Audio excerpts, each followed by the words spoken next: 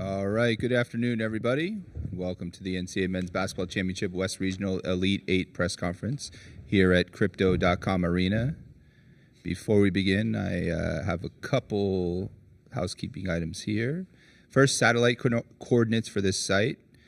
SES3, transponder 14, slot B9, downlink 11,975.5 vertical, date rate 11.914, symbol 7.2.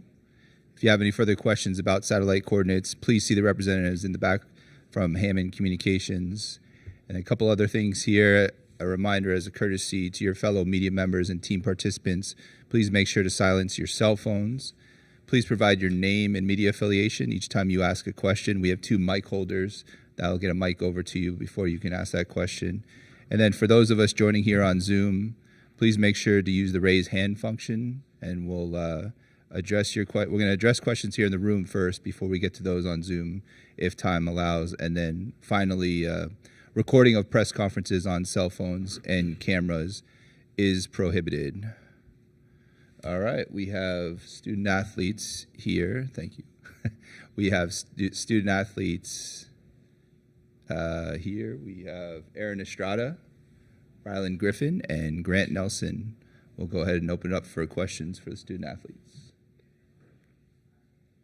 Start right here in the second row. We'll get a mic over to you. For Aaron, just how do you talk about Grant's play a little bit, and then you had a really good game as well. It seems like it's obviously do or die at this point for you and your basketball career as well. That's got to be exciting to be in the Elite 8 now. Grant's performance yesterday was historical, I feel like, and by the numbers too. You know, he was the 4th player to have 24 points, 12 rebounds, and 5 blocks. That's super big time for him. I'm happy for him. He kind of took over. That's late in the second half, like we needed him to. Everybody on our team pretty much knew he was capable of that, and just to, like I said, just to see it happen in March, you know, probably the biggest game of his career throughout his college career so far. I was really happy to see that from him. And then for myself, you know, I just tried to stay aggressive and just take what the defense was giving me. And, it feels good to be in the Elite 8. We'll go next in the 4th row. Out of Tacoma Block, Arizona PBS. Rylan, you played great defense on RJ Davis, you know, ACC Player of the Year, first team All-American. What's kind of your mentality going to the game with that? Just don't let him get going. It was a team effort. I feel like it wasn't just me. I feel like I got help from like all my teammates. Made it hard on him. You know, he's a great scorer. So, you know, I had to study a little extra for him. But, you know, just knowing he was the ACC Player of the Year and, you know, just taking the challenge, knowing that, you know, I think they pretty much beat us in every other category. He just had a game that he normally doesn't have. So I feel like that like held them back a little bit, and we were able to get the win. Were you always up for the challenge to do that? Oh, yeah, of course. I just guard whoever the coach puts me on. I'm ready to guard whoever they put me on. We'll go to the 3rd row over here. USA Today. For Grant and Rylan, the last 2 games have been really tight until the final minutes or in the final minutes, and you finished strong both times. What's allowed you guys to do that? I think all our preparation up to this point, especially I think our non-conference schedule really had a big part to do with it, how we scheduled playing against some of the best bigs and some of the best guards in the nation. I mean, I think even though we lost those games, we learned a lot, and I think like this is the best time of the year that we can come together, and we have these past 2 games. Can you repeat the question? Yeah, I mean, it's been a tight game the last 2 and finished up strong. What's allowed for that? Just staying together and being a team. We've already been through adversity before. Like he said, those 6 losses, like we've already seen adversity multiple times, so we know how to handle it a lot better. And it's win or go home now. Back then, it was like we knew we were going to play another game. Now, like, yeah, we either fix it right now or the season's over with, and we're going to be in the locker room sad. So just knowing that and playing for each other, helping us close these games out. Next over here on the right. You guys have played Clemson before. What do you remember about that game, that takeaway? I think it was in November. And then when you're preparing for tomorrow night, do you go back and look at that game, or do you care more about their recent games here recently in the tournament? I think there's a lot to learn from the last time we played them. I think we fronted the post a little too much, gave them too many angles, their bigs, and then we let their shooters get hot. So I think we got a lot to learn, but also, I mean, that was the beginning of the season, and I feel like a lot has changed for them, and same with us. So, I mean, we're definitely going to make some changes on the scouting report, and I think we're going to do our best to do what we can to stop their best players from getting hot. Jordan next here in the second row. Jordan Mendoza, USA Today. Alabama is primarily a football school. Everyone knows Alabama as a team that's always winning national championships on the football field. Now, as a basketball team, you guys have something to do that no basketball team at Alabama has ever done before. What would it mean to have the Crimson Tide make its first ever Final Four in school history? Any one of you guys. It would mean a lot, just being probably legends on campus. They always say where legends are made, so just making the Final Four we would be a historic team in Alabama history. Just being a part of that just would be great, but it's not going to be given easy for sure. Like, Clemson's a great team, so, in order for us to get that, we're going to have to work really, really hard and play really, really hard in a really, really good game tomorrow. So we'll focus on the game first, and then all that other stuff comes after. Aaron or Grant? I kind of just agree with Rylan saying. I think we're more so just trying to focus on the game right now, and just look at, the history behind it and everything after that. All right, we'll go next to the second row. This question is for Aaron and Rylan. It's about Grant. What does his game do for the team? How does it kind of open up things for everybody else? I think Grant is a very versatile player. He showed yesterday he could shoot the three off the dribble, off the catch. He can take it in the post. He can drive. So I think for us in our offense, it kind of just opens it up for everybody else, especially when he gets going, because, we have so many great shooters on our team. So if they did start doubling or helping or whatever they wanted to do, we have a counter for it in every aspect. For Grant, yeah, he's like I said, it's a different, play with Chuck the first year, Grant different year. They're two different bigs defensively. Grant is like a great mobile big. He can switch on the guards. Like yesterday, he switched on to RJ Davis and made two big plays, had two big stops. That's something that wasn't Chuck's strength, but it's Grant's strength. So, we played a Grant stress on defense. So, he's a big-time defender. He had 5 blocks. He was in the company with Tim Duncan and all the other Hall of Famers. So, he's been great defensively lately. And we know he's got a big challenge tomorrow, but we know he's going to meet the challenge and accept it. Keep it in the second row over here. Yep, Mike Rodak with 247. Just for Trelly, this was kind of a homecoming back to California. Hasn't been able to play yet. Just what have you said to him, and just where is he at mentally right now? For you, yeah. I talked to him. He said he wants to play, but he also wants us to win. So he doesn't want to do anything. He's handling his business with the doctors day to day or whatever. So he's just watching right now, but he's been a great coach on the sideline. So he's not playing, and of course he wants to play, but he's been a great coach on the sideline for us and getting us hype and just being a great teammate. So even though he's not playing, we still feel his presence all over the court. Third row. Katie Windham with Bama Central. For any of y'all, you already talked about playing Clemson earlier this season. Is there any or a little bit of revenge factor in this game, or for y'all is it more focusing on what y'all can accomplish in reaching the Final Four?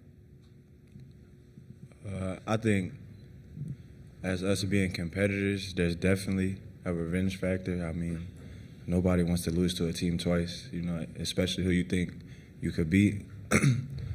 So I think that's just going to add even more fuel to us, and it's going to make us play harder. Do we have any other questions here in the room? We'll start in the back row. Kyle Kensing for Flow Hoops. This is for Aaron. When you enter the transfer portal, you're a 2-time conference player of the year. Was there any difficulty in adjustment where, one night you can be the guy who's putting up 20, another you need to be the guy who's the defensive stopper? Was it difficult at all going from being like the guy that your team was focused around to being kind of more of the part of the whole sort of overall the five? Yeah, I don't think it was difficult. I think I adjusted pretty well. And I would say I'm a winner at the end of the day. I just want to win. So whatever the team needed me to do, whether it's score that night, rebound, get assists, play defense, I'm going to do it. So I think coming to Alabama was an easy adjustment for me. Go to the third row right here. Josh Peter with USA Today. For Grant, what's life been like since last night? Are they partying in Devil's Lake? Are you getting bombed with text messages? What's happening? Yeah, a lot of love coming from Devil's Lake and North Dakota as a whole, which has been amazing. Even before this game, just making it to the tournament and winning the first 2 games, just been getting a lot of love, even though, I feel like I didn't perform how I should have.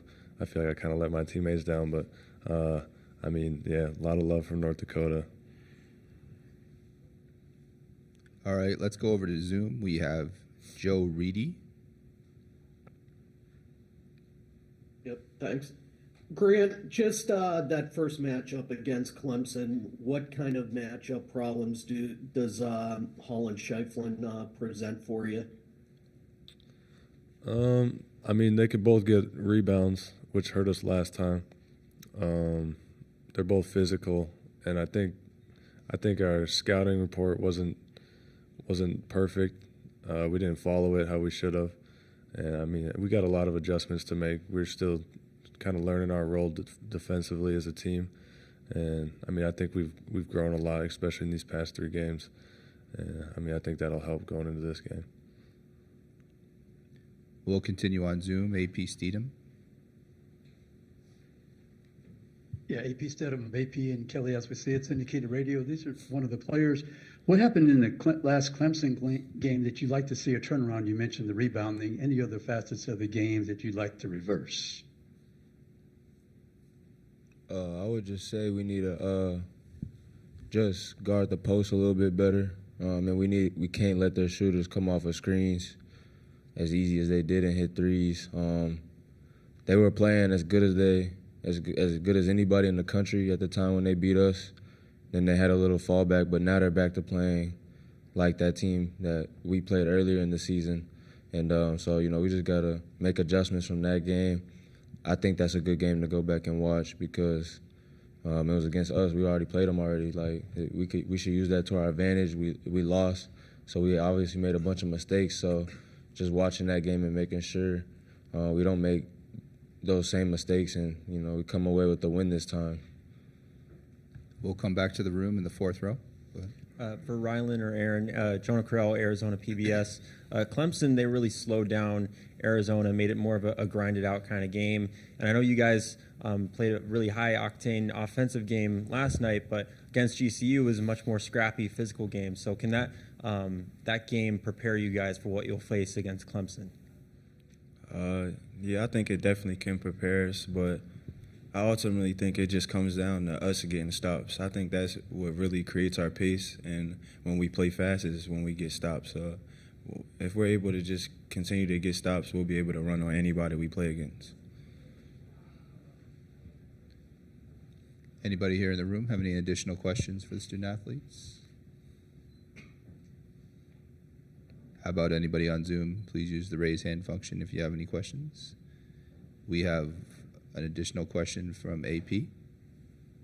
Yes, AP Stedham of AP and Kelly, as we see it, syndicated radio. Y'all had a pretty good night shooting. Why was that? Did you like those rims, the lighting? What was the reason y'all shot so well?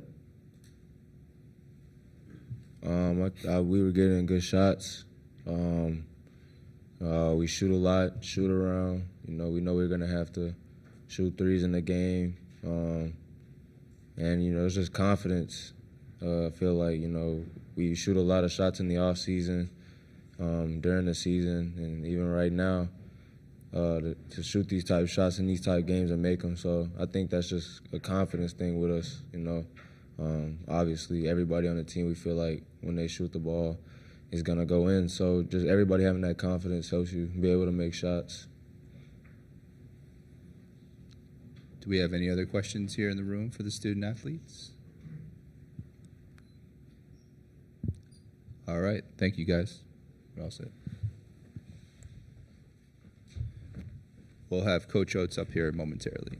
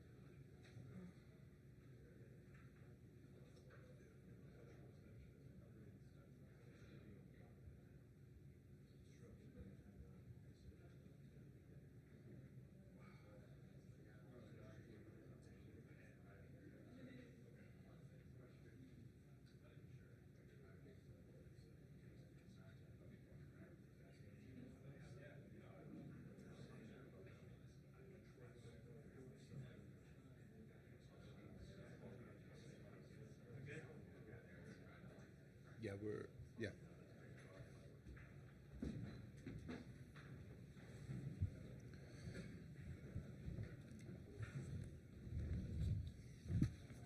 All right, now we welcome Alabama head coach Nate Oats to the dais. A couple of reminders before we begin. Make sure to identify yourself before asking a question. We have 2 mic holders in the room here. Those of us joining on Zoom, who have just joined us on Zoom, please make sure to use the raise hand function, and we'll get to your questions if time allows at the end. And then one final reminder, recording the press conferences on cell phones and cameras is prohibited. Coach, we'll have you begin with an opening statement, then we'll open up for questions. Yeah, we're excited to be in the Elite Eight. We never been to a Final Four at Alabama. Neither is Clemson, I guess. So, got 2 schools trying to get to their first one. I think everybody will be amped up, ready to play. We're trying to get healthy. Guys kind of saw Pringle limping around out there. He had a heel bruise. He's been fighting through the year and got flared up, so he's getting treatment all day. Hopefully we can get him back. Reitzel continues to be evaluated by the doctor and the trainer. He's day to day. And other than that, other than Cosby being out with the fracture in his foot, we should be healthy. You know, Clemson, we played them in a non-conference. They were good. We didn't play well. They played well. We got to do a lot better. You know, they're going to make adjustments from the first game. We're going to make adjustments. They were way too comfortable shooting it. They shot over 50% from 3 when we played them at our place. So, and particularly in the second half, they were 8 of 11. So we got to do a better job with their shooters. I thought we did a good job last night with Carolina's shooters, making sure that their main shooters didn't get loose for free threes. So it's you know, short night because or a long night, however you want to look at it. Not much sleep, long night, not a lot of sleep, trying to get ready. But I think our players look pretty locked in early this morning when we went through video, and we'll have a short, light practice here this afternoon, and then try to get them rested. And I think fresh legs, fresh minds important for the game tomorrow. All right, we'll open it up for questions. Start in the second row. We'll get a mic holder. Mic over to you. There you go. Ryan Hennessy, NBC 13 in Birmingham. Coach, do you like that you played this team before? Do you think that's an advantage or a disadvantage if they have tape on you? They have tape on us. We have tape on them. You know, I don't mind it. You know, we've told our players from game 1 to game 2 who's going to make the best adjustments. Sometimes we did, sometimes we didn't. You know, I thought we did play better against Mississippi State second time around than even the first time we won both. Thought we improved from the first time we played Tennessee to the second time. Wasn't good enough to beat them, but they're a really good team. Auburn wasn't, you know, we didn't. So there's some of the times we made better improvements from game 1 to game 2. We're going to definitely need to be the one to make better improvements this game because they were significantly better than we were at our place. And we didn't handle their physicality well. I think we're playing better, handling physicality more. North Carolina was a physical team. I thought we did a good job handling that one. So, you know, this is one that I'm probably glad that we played them early so our players have some idea of the physicality and how good their bigs are because they're you know, their bigs hurt us a lot inside, and their guards hurt us too. I mean, we didn't do a good job taking away their best players. I thought, you know, Hall and Gerard and Hunter all got off on us pretty good the first time. We'll go to the third row. Get a mic over to you. Katie Mendham from Bama Central. Talking to the players a little bit about whether they view this as a revenge game. Aaron said, as a competitor, that's part of it. Is that something you're using as motivation for this game, or is being the first team to get to the Final Four in program history motivation enough? I mean, we'll use whatever we can at this point, whatever we think resonates with our players. But I think as a competitor, if you've got some pride, you got embarrassed on your home court earlier in the year and you got a chance to redeem it. on a neutral floor, I'd think that'd be a little extra motivation for you right there. But, Clemson's also trying to make their first Final Four. They're going to be extra motivated. So we can't just rely on being motivated because the other team's going to be motivated too. We got to be locked into a scouting report, focused, detail-oriented, things that we've been good at here in the tournament that maybe we lacked during the course of the year at different times. We'll keep it in the third row. Josh Peter with USA Today. I was asking the players about the strong finishes you guys have had the last 2 games and what's allowed you to do it, and Rylan pointed out it's not what happened to the non-conference schedule. And sort of learn from that. What has your team learned? How have you been able to put it together the last 2 games? Yeah, we try to talk through, what do we learn from every game? And I talked to our players if, when we got here late before the NCAA tournament started, like what have we learned, like from the losses particularly? Like they're not failures if you learn from them.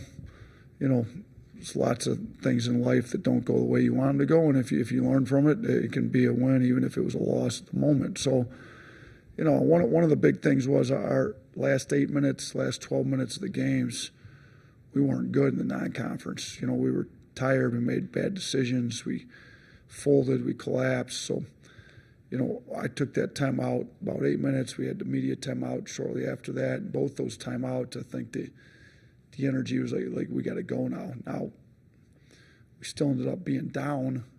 They made a little run there. And R.J. Davis got going a little bit, and they took the lead. I thought our guys showed a lot of resilience. And we talked to them about sometimes you're going to do things right, and the other team's going to make tough shots, and you just got to go to the next play. So, let's quit dwelling on it, not feel sorry for ourselves. Let's go to the next play. The last play should have no impact on the next play, and I think we've done a pretty good job moving on to the next play, especially at the end of games, just figuring out a way to get some wins. We'll go to Jordan here in the second row. Jordan Mendoza, USA Today. You're at a school that's always going to be associated with football, with the amount of success it's had on the football field. You've mentioned that we have a chance to go to the first Final Four in school history, and also this is your second Elite Eight ever in school history. What does this moment mean for Alabama basketball, and what could it mean to go to its first Final Four? Yeah, we got 2 schools like that here, right? Alabama and Clemson playing in L.A. Most people think we're playing a Rose Bowl out here probably, right? So the basketball Rose Bowl. I think it'd be huge, because we came in and Alabama football is obviously best football program in the country over the course of college football.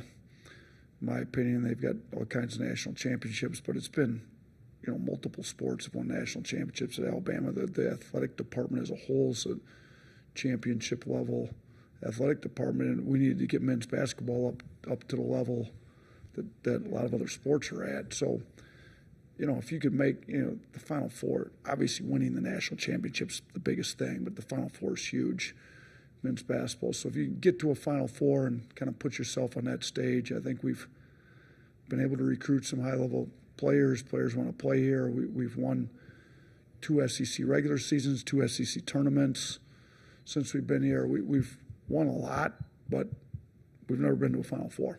So making a Final Four would be very big for the program.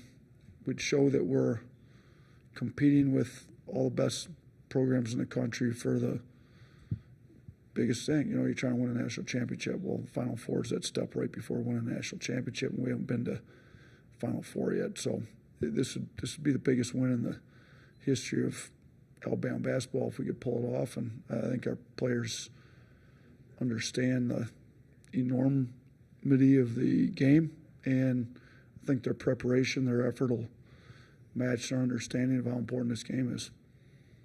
Next in the third row here. Coach Ben Golliver, Washington Post. Last night you were talking about the challenges of game planning on a quick turnaround, from a Thursday game to a Saturday game. And we had the pleasure of having some of your grad students sitting behind us, and I think they were the loudest, most locked-in people in the entire building during that game. I'm curious, what role or responsibilities do those guys have in helping get you ready for a team like Clemson? And then in-game, what exactly is their role? Because it seems like they were hype men. They really knew Carolina's playbook, it seemed like, as well, from what I could overhear. And just curious what role they have for you guys. Yeah, we rely on our GAs a lot, and they're good. But they help with a lot. They help put the scouting. They help the assistant in charge of the scout put the video together to go. So they're working ahead because I'm not going to look at the next team until we're done playing the current team, but they are. They're working ahead all the time, and so they've got everything ready to hand to the assistant in charge of it when they need to. Goes from everything, trying to listen to the video with the sound up, trying to get play calls off the sound, and looking at hand signals to get play calls. So they've got that all in their head. They've tried to teach it to everybody, but they know it pretty well. In the course of the game, we chart a lot of things. We chart offensive efficiency, defensive efficiency.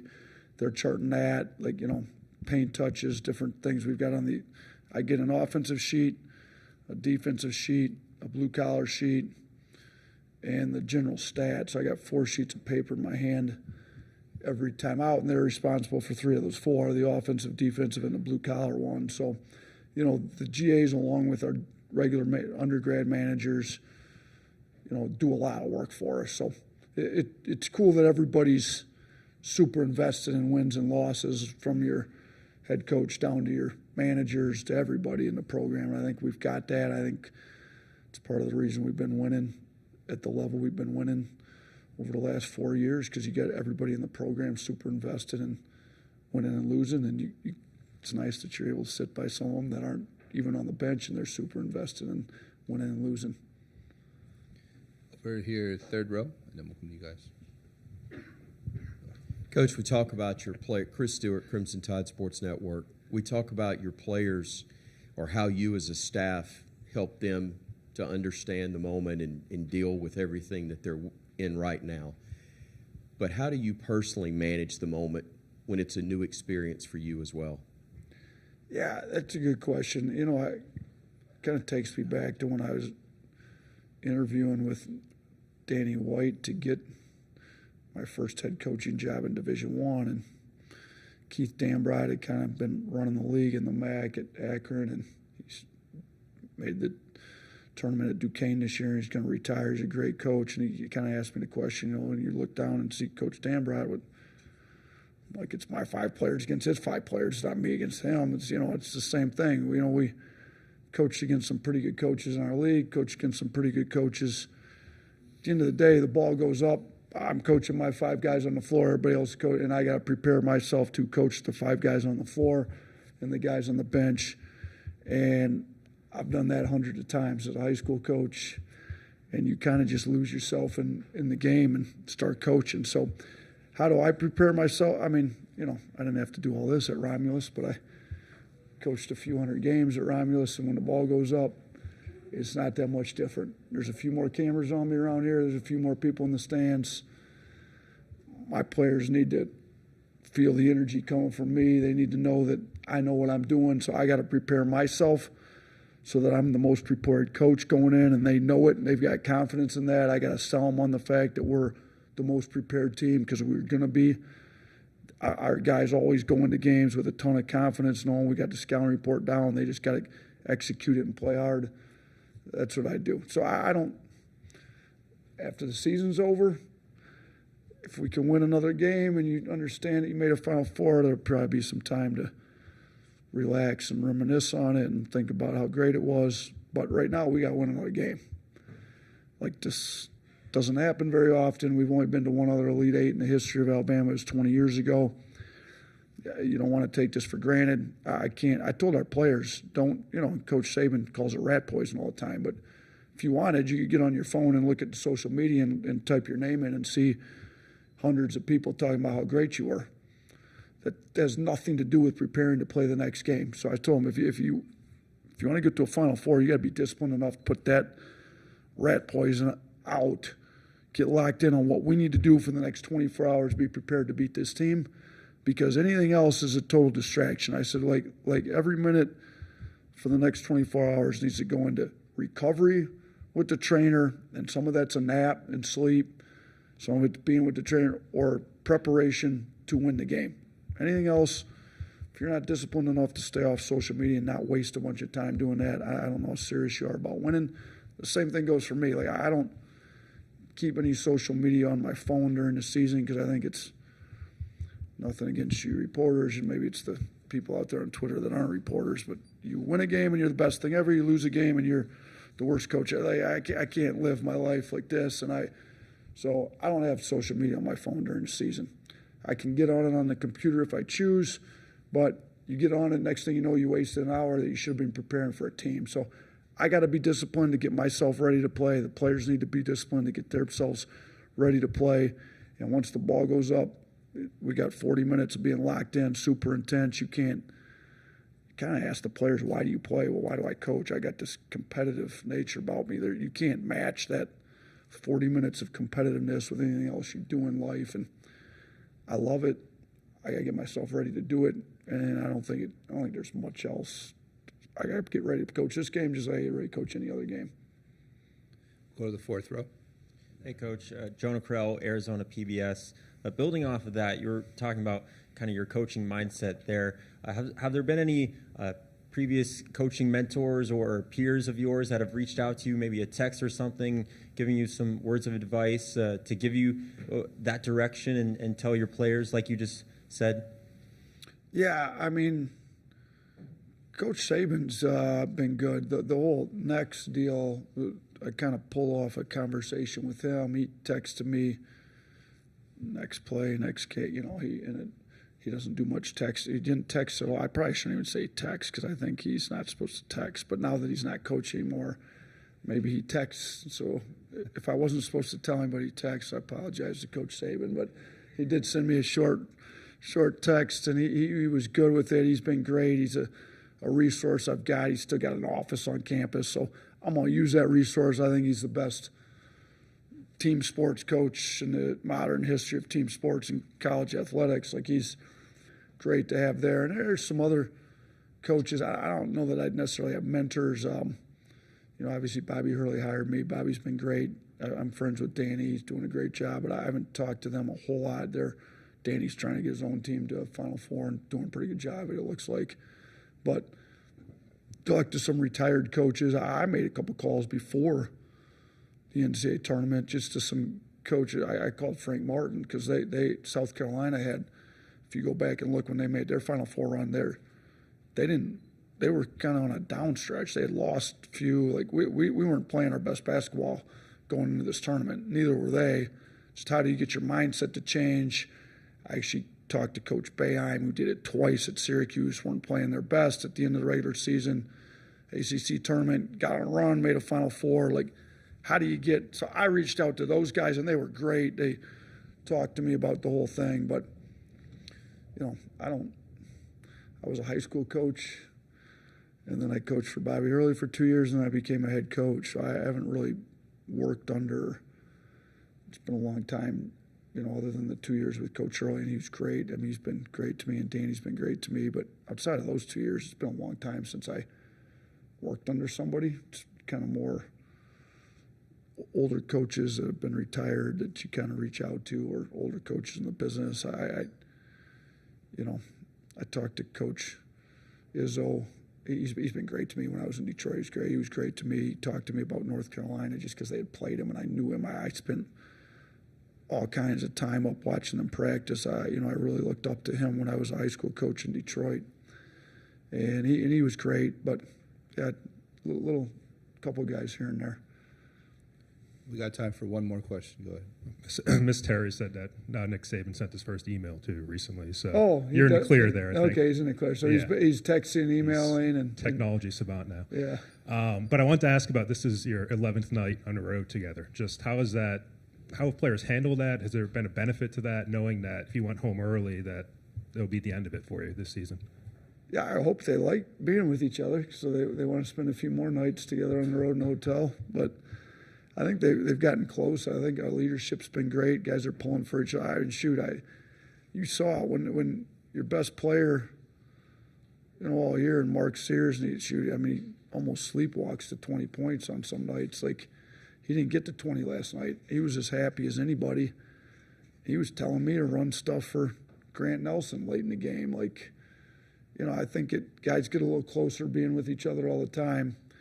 When they get close and there's that Coach Murphy's word. Coach Murphy came in. Coach Murphy's been texting me a little bit too with softball. He's been great, but he's, they taking on this whole Mudita. He explained to our guys what Mudita means, and we've kind of got shirts made and kind of tried to make it our deal. I think when you spend time together, this much time on the road, you kind of get to know each other, pull for each other better. We do this retreat, before classes start in the fall in August, which I think gives them, it's like kind of like 48 hours where you just stay together in one house. Now we're not all in the same house. We're in the same hotel and right down the hall from each other, but it's been good. Like I said, I hope they want us to keep staying in a hotel together, because if we can get one more win, we'll have another week together next week. We are going to go home this time.